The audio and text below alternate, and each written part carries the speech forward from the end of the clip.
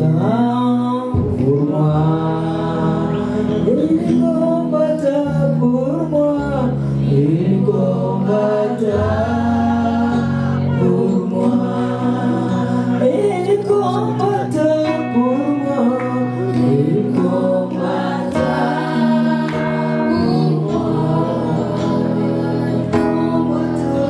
pour moi.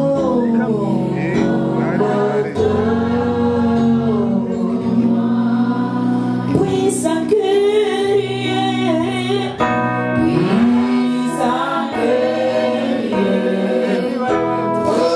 on a des combats, Jéhovah est son nom. Puissant guerrier, puissant guerrier, on a les combats, Jéhovah est son nom.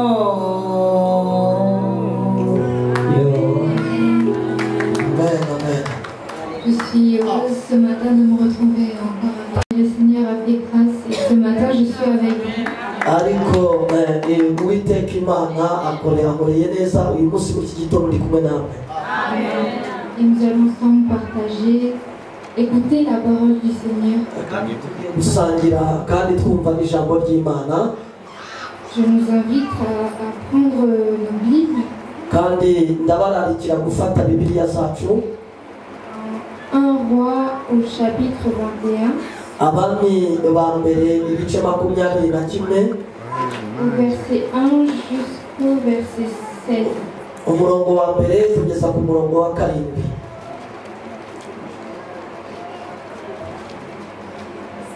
Tuhaguruke twubahe ijambo ry'Imana. Ni abami ba mbere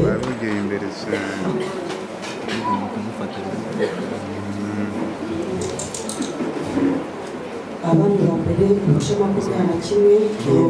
kugeza ku wa 7. Dusome mu izina rya Yesu. Umutwe w'ijambo uravuga ngo ahaba anyaga Naboti muzabibu rwe. Kandi hariho umugabo witwaga Naboti w'i Yezereli. Yari afite uruzabibu i Yezereli hafi y'ubwami kwa Ahabu umwami w'i Samariya. Ahabu abwira Naboti ati mu ruzabibu rwawe kugira ngo ndugire igihambo cy'imboga kuko ari hafi y'urugo rwanjye, nzaguha urundi ruzabibu ruruta ubwiza, cyangwa washaka naguha ibiguzi byarwo ku ifeza. Naboti abwira Ahabu ati biragatsindwa n'Uwiteka kuguha gakondo y'abasogokuruza banjye. Maze Ahabu ataha afite agahinda n'uburakari kubw'ijambo Naboti w'i Yezereli yamubwiye ngo sinaguha gakondo y'abasogokuruza banjye.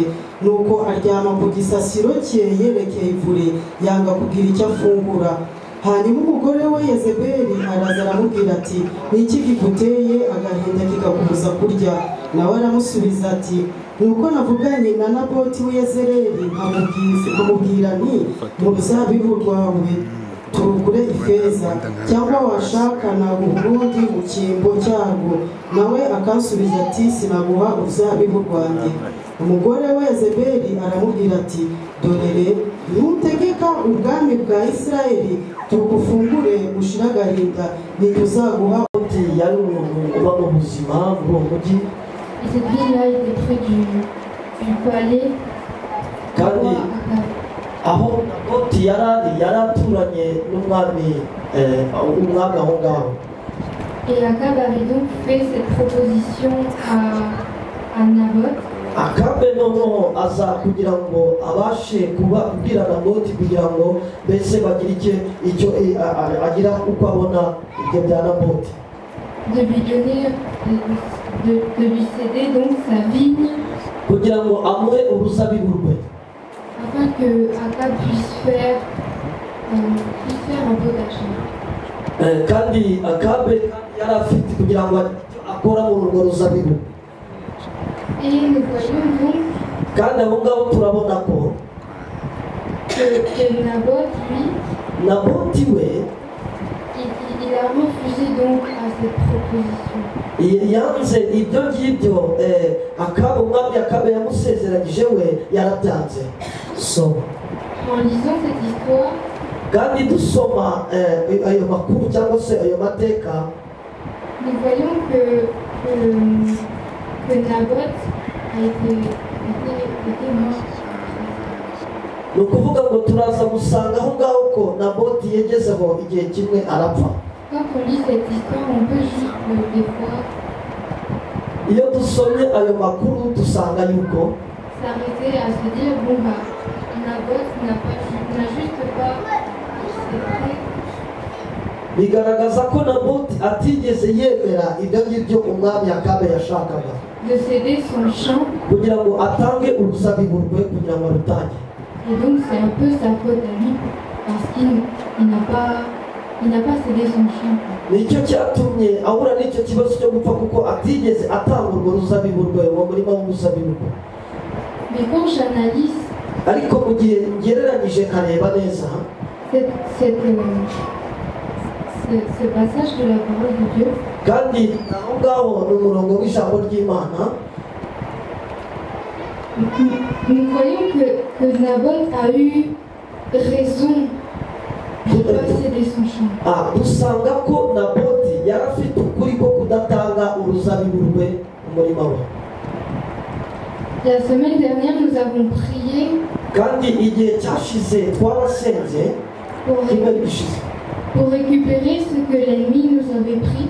kugira ngo tubashe kugaruza ibyacu kw'abantu bagiye batwara. Mais j'aimerais dire qu'il y a des choses ariko ndababwira ko hari ibintu que nous ne devons pas céder à notre ennemi. tudashobora guhara ngo duhare ngo tubireke bigende. Où il y a des choses que nous ne devons pas donner facilement. hari ibintu tutagomba gutanga mu buryo bworoshye.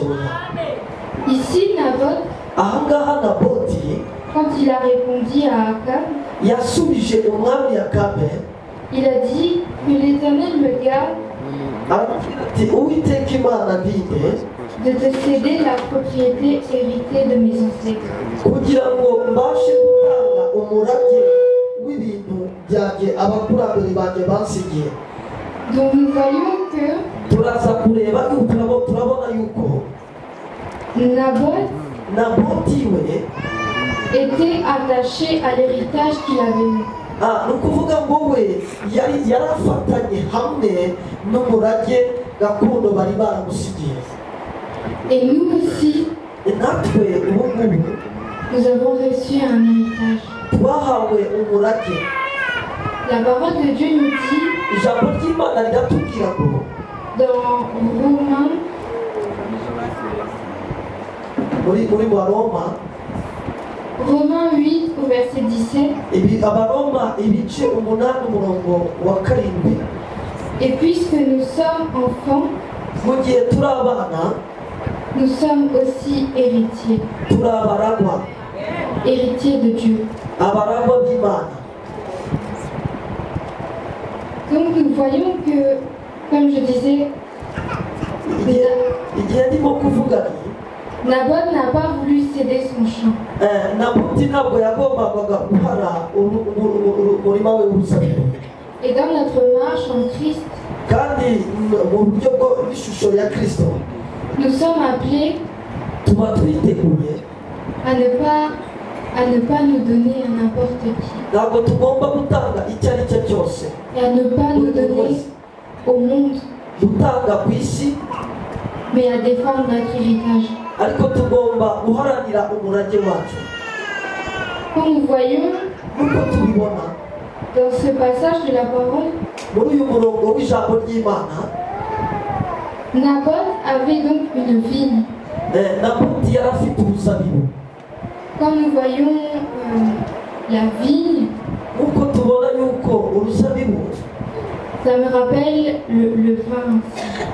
bitwibutsa, ni ukuvuga ngo bitwibutsa vino nyine, Parce que c'est avec la vigne, le fruit de la vigne, kubera ko mu mbuto z'uruzabibu que nous faisons du vin. niho haturuka umuzabibu. Et quand nous voyons aussi la vigne, iyo tureba rero uruzabibu cela nous rappelle le travail. bitwibutsa umurimo, Le travail des ancêtres de Naboth. bitwibutsa umurimo abakurambere ba Nabali bakoze. Et nous, l'héritage que nous avons reçu icyo tubona noneho twebwe kugira ngo twakire en tant qu'enfants de Dieu, nk'abana b'Imana c'est par le sang de Christ. ni bwo kwakira Kristo. Et nous voyons que dans la parole de Dieu, bitwereka ko mu ijambo ry'Imana quand nous parlons du vin, iyo tuvuze ku byerekeranye urusabibu, quand Jésus a partagé avec ses disciples, uburyo Yesu yatanze vino akayitanga ku bigishwa be, il a dit, prenez ceci et mon corps en donnant le pain. yaravuze ati mufate umubiri wanjye atanga nk'umugati, Et en prenant le vin, il a pris atanga n'umusabibu, atanga na vino, aravuga ati murebe ceci est mon sang. aya ni amaraso yanjye. Pour dire que notre héritage, bishatse kuvuga ngo umurage wacu natwe nous l'avons reçu grâce au sang de Jésus-Christ. twamuhawe binyuze mu buntu twagiriwe mu maraso ya Kristo. C'est pour cela que nous sommes appelés niyo mpamvu twahamagawe à nous souvenir de notre héritage. kandi kugira ngo tubashe kugira ngo turinde umurage wacu. Cela me rappelle aussi ibyo ni byo binyibutsa ngo une anecdote. Une anecdote. Je vais prendre ndafata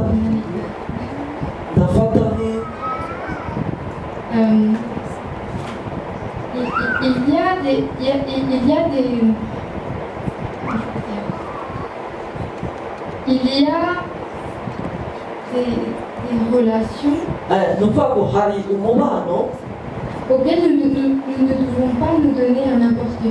hari umubano tudashobora gutanga kwa buri muntu uwo ari we wese. Il y a des situations hari uburyo dushobora kuba turimo ubwo ari bwo bwose où nous ne devons pas rentrer dedans tudashobora kwinjiramo parce que nous ne sommes pas de ce monde, kubera ko tutari abo mu isi cyangwa se tutari mu rugo, mais nous sommes héritiers de Dieu. ariko turi abaragwa b'Imana. Et pour raconter, kubw'ibyo rero bivuzeho, un jour j'étais au téléphone avec Guélor umunsi umwe nari kuri telefone ndetse na Guélor, et on cherchait une maison au Congo. twashakaga inzu iyo muri Congo, Et en ayant eu contact avec le monsieur de la maison, noneho bibaza kuduhuza n'uwo muntu nyiri iyo nzu, il a commencé à nous proposer atugira inama mu rugero ashaka kugira ngo nyine adusezeranye ikintu runaka, à vendre sa maison comme quelque chose. kugura inzu ye n'ikintu runaka. C'était vraiment une grande maison. ni ukuvuga ngo yari inzu nini koko, yari inzu nini. Et quand il nous a vus, il a voulu baisser le prix. ni ukuvuga ngo uko twabonaga uburyo n'igiciro n'icyo giciro, C'est comme si il voulait nous donner ça tout d'un coup parce qu'il nous avait vus et ni ukuvuga ngo yashaka kuyiduha muri ubwo buryo bwo kugira ngo tuyibemo gutyo gusa. mais après quand moi j'ai raccroché le téléphone, ariko nyuma maze noneho kumwakira kuri telefone, le monsieur a invité Guélor dans des réunions noneho ararika Guélor kugira ngo bagende noneho baganire, qu'il faisait en secret. babikore mu buryo bw'ibanga. Et moi de mon côté j'étais contente aramubwira ati se nawe urabyemera? parce que je me suis dit waouh, une grande maison nabonaga ko ari inzu nziza kandi mbona ari inzu nini pour pas très cher, etc.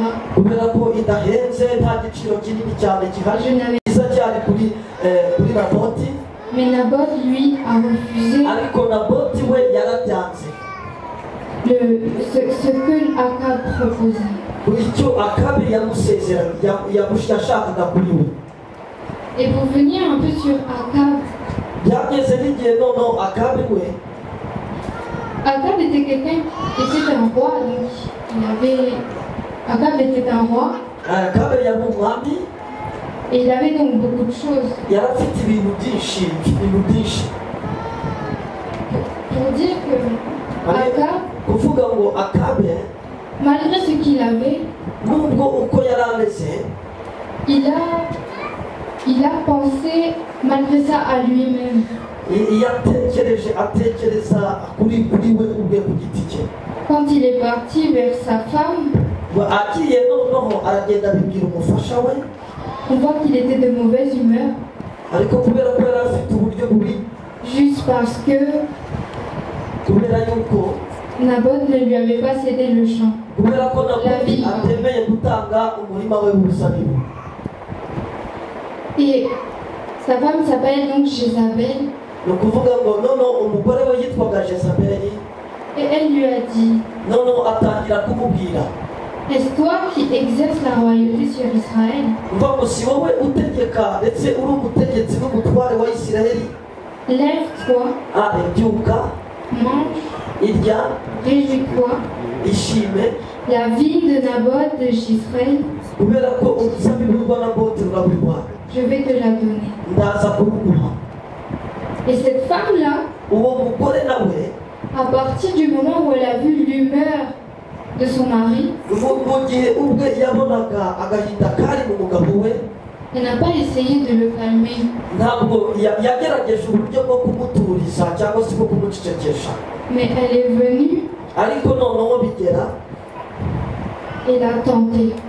noneho atangira no kugerageza, Ce qui a fait que plus tard, ils ont lapidé nyuma y'aho ngaho nibwo noneho bafashe batera amabuye Naboti.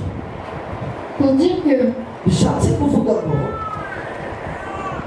de nos jours, mu gihe cyacu twebwe dans les églises, mu rusengero nous ne sommes pas appelés à aller n'importe où. ni ukuvuga ngo ntabwo dushobora kugira ngo twakire buri kimwe cyose, Et tu n'es pas appelé à te donner à n'importe qui. ntabwo ushobora gutanga kwa buri muntu uwo ari we wese. C'est pour cela que quand tu pars à un endroit, niyo mpamvu mu gihe ugiye il est important de demander à Dieu bigomba kugusaba kugira ngo usabe Imana, la direction. Imana iguha icyerekezo. Dans Apocalypse, mu byahishuwe nous voyons que turabona yuko Dieu nous parle aussi de Jézabel. Imana ituvugana natwe ku byerekeye bya Yezebeli. Quand il y a eu les lettres aux 7 églises, ngo ubwo bandikiraga ibaruwa muri urwo rusengero il y a un reproche qu'il a fait à l'église de Thyatire. hari urwandiko rwagiye mu rusengero rwa Thyatira Pourtant, j'ai un reproche à te faire. kugira ngo babashe kugira ngo bagire inama mu byo bakora. Tu laisses cette femme, uvuga ngo waretse uwo mugore cette Jézabel, witwa Yezebeli, il se dit prophétesse, n'uwo mu wita umuhanuzikazi, égarer mes serviteurs kugira ngo abe hamwe n'abakozi banjye en leur enseignant no kwigisha à participer au culte des idoles. kugira ngo babashe kugenda ngo bikubite imbere y'ibigirwamana.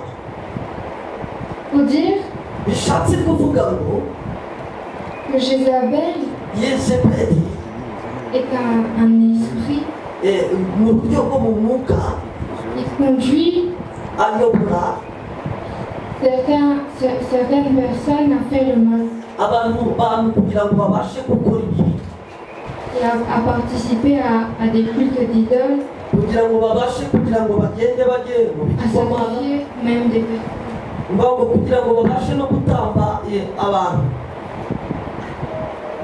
Je veux en venir où ni ukuvuga ngo ndashaka kugera hehe. quand nous voyons Akab, iyo tureba Akabe nous devons nous poser la question, tubasha kwibaza ibibazo. je reviens où? Est-ce que dans mon cœur, ese mu mutima wanjye j'ai les mêmes pensées? Est-ce que je pense qu'à moi? ese nanjye ndatekereza muri njyewe? Parce que quand on pense à nous, niba dutekereza muri twebwe on commence à s'enorgueillir. tugatangira noneho kwigenzura, C'est là que aho ngaho niho l'ennemi va commencer encore plus nous tenter.